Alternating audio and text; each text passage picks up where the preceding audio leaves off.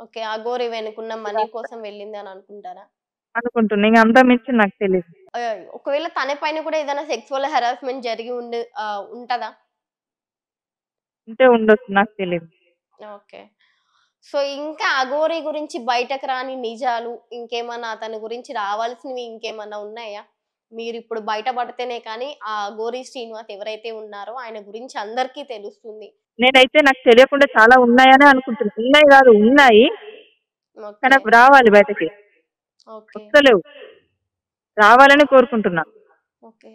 చాలా మంది బాధితులైతే ఉన్నారు మేడం. ఉన్నారు. నాకు తెలిసి ఉన్నారు గానీ వాళ్ళు బయటకి రావట్లేదు.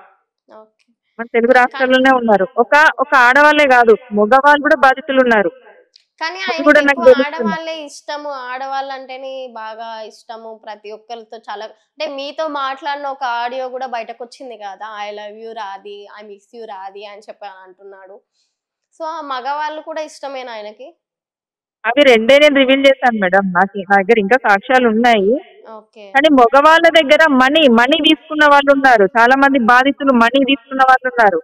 అయినా ఇప్పుడు చాలా మంది అంటున్నారు ఏమనంటే వర్షిని ఎవరైతే ఉన్నారో ఆ అమ్మాయితో నగ్న పూజలు కానీ, లేదా తనని బలి ఇచ్చే అవకాశాలు ఉన్నాయని అంటున్నారు.